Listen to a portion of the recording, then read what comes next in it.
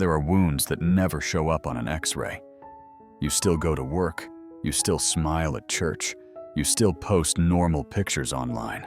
But inside, something has been cut again and again by words that were never meant to be taken back. Maybe it was a parent who said, "You will never amount to anything." Maybe it was a spouse who used sarcasm like a knife. Maybe it was a leader who used Bible verses not to heal you, but to control you. The bruises are on the inside, but they are real. Verbal and emotional abuse often feels confusing because there are no broken bones, no hospital records. People might even say, "At least they did not hit you," as if that makes it less serious. But the Bible does not treat words as a small thing. Proverbs says that life and death are in the power of the tongue. James says the tongue is a small member, but it can set an entire forest on fire. God himself tells us that words can either build a house or burn it down. If your heart flinches when someone raises their voice, if you rehearse hurtful sentences in your mind long after the conversation ended, you are not being dramatic. You are wounded. The first step toward healing is to stop minimizing what happened and to bring this invisible pain into the light of God's presence, where he sees it clearly and takes it seriously, even if others do not. If you have been torn down by words, you need to know this God takes language far more seriously than most people do. Scripture never treats words as harmless noise in the air.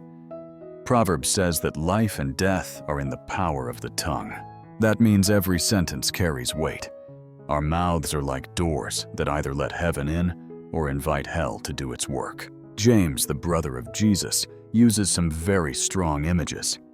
He says the tongue is like a tiny spark that can set an entire forest on fire. A small remark, a sarcastic comment, a repeated insult can burn down a child's confidence, a spouse's sense of safety, a believer's ability to trust. He also compares the tongue to the rudder of a ship.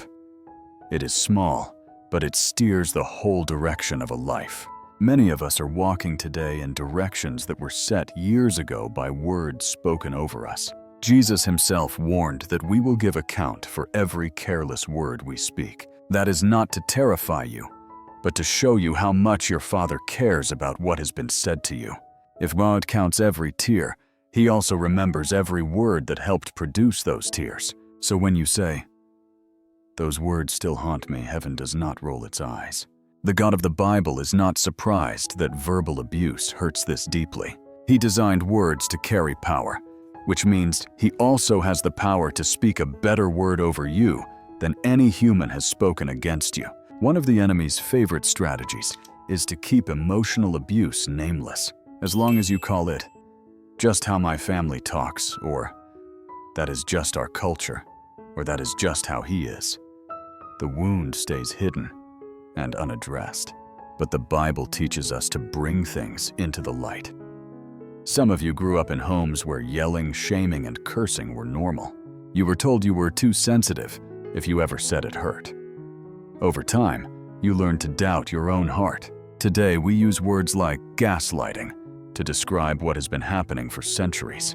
Gaslighting is when someone twists reality until you question your own memory and sanity. You say, "That hurt me," and they answer, "You are crazy, that never happened." Or, "You are overreacting.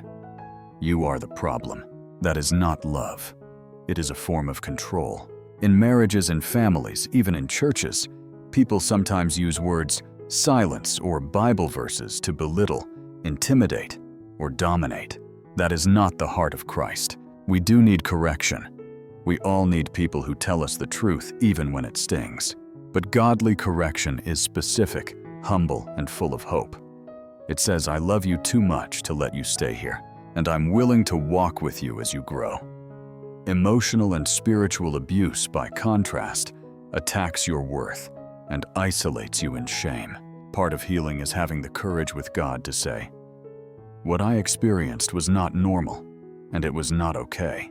There is a battle happening in your mind, and most days it comes down to 3 voices. First is the voice of people who have spoken over you.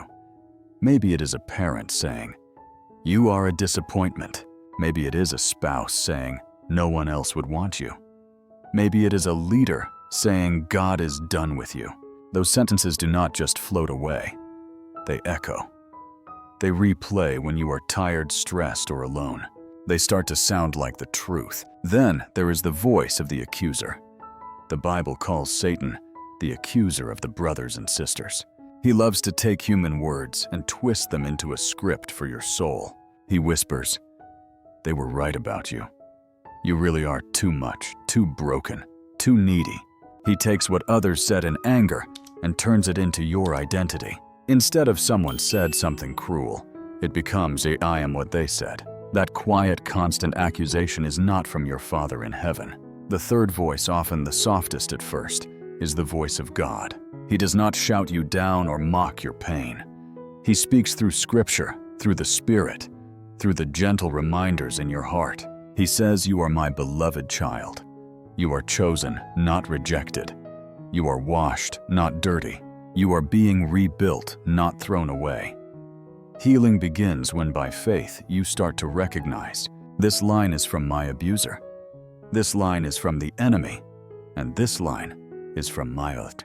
The goal is not to pretend the first two voices never existed, but to let the voice of God be the loudest and final word over your life. Healing does not begin with pretending you are fine. It begins with bringing the truth of your pain into the presence of God. For many of us, that feels risky. Maybe the people who hurt you also told you not to make a big deal out of it. Maybe they used God to silence you. They said things like, "Good Christians do not talk like that." So you learned to swallow your grief, your anger, your confusion. You put on a spiritual smile and kept going while your heart slowly shut down. But Scripture gives you a very different picture. The Psalms are full of men and women who cried out with raw, unfiltered honesty. They said, "My soul is in deep anguish, and how long, Lord, will you forget me?" They did not edit their prayers to sound polite. They brought their whole wounded self before God. That is not rebellion. That is relationship. Your Father is not offended by your tears or your confusion about what happened to you. He already knows the words that were spoken. He was there. One powerful step is to sit with God and name what was done and how it made you feel. "Lord, when they called me useless, it felt like my soul was crushed. When they joked about my pain, I felt invisible." Then invite the Holy Spirit to shine His light on the places those words have taken root. Ask Him, "Where did I start believing this? Where did this lie become part of how I see myself?" You are not doing this to reopen the wound, but to let the great physician finally treat it. Once you have brought your pain into the light of God's presence, the next step is to let His word, not their words, define who you are. Emotional abuse works like this. A sentence gets spoken over you again and again until it feels like a mirror. You look into your mind and all you can see is, "I am stupid, I am too much, I am a burden." But those are not mirrors. They are graffiti on the wall of your soul. The cross of Christ gives you the right to begin repainting those walls with truth. In Ephesians chapter, Paul says that in Christ you are chosen, adopted, redeemed, and sealed with the Holy Spirit. In 1 Peter chapter 2, he calls believers a chosen people, a royal priesthood, a people belonging to God. Romans 8 says there is now no condemnation for those who are in Christ Jesus. These are not pretty religious slogans. They are heaven's verdict over your life. When human voices say, "Worthless God says mine." When they say, "Too broken," God says, "Purchased at a price." A very practical step is to write down the specific phrases that still ring in your mind. Next to each one, find and write a scripture that contradicts it. When the old sentence surfaces, answer it out loud if you need to. Say, "No, in Christ, I am a new creation." This is not positive thinking. This is spiritual warfare with the sword of the Spirit, which is the Word of God. Bit by bit, the labels others glued onto you begin to peel away, and your true identity in Christ comes into focus. As God heals your identity, He will also teach you something many of us never learned growing up: holy boundaries.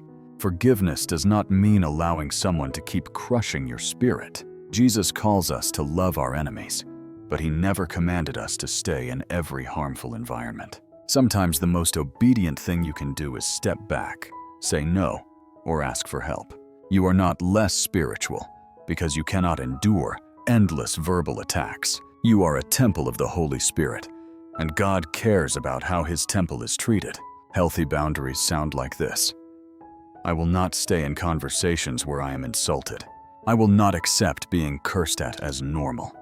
If you speak to me that way, I will end the call, leave the room, or seek counsel. In serious situations, boundaries may mean involving leaders, counselors, or even legal authorities. This is not revenge. It is stewardship of the life God entrusted to you. At the same time, healing means letting God change how you speak. Many victims of harsh words end up repeating the same pattern toward others, often without realizing it. Ask the Lord, where have I begun to talk like those who hurt me? Invite him to retrain your tongue. Choose by his grace to speak life, not death, over your children, your spouse, your friends, and even over yourself. You may not have grown up in a home of gentle words, but by the Spirit, you can become the generation where that cycle finally stops. One day, if you keep walking with Jesus through this healing, you will notice something surprising.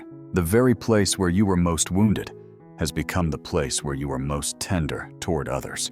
You will hear someone describe the way words crushed them, and instead of offering cliches, you will feel a deep, quiet compassion. You will remember sleepless nights replaying sentences in your head.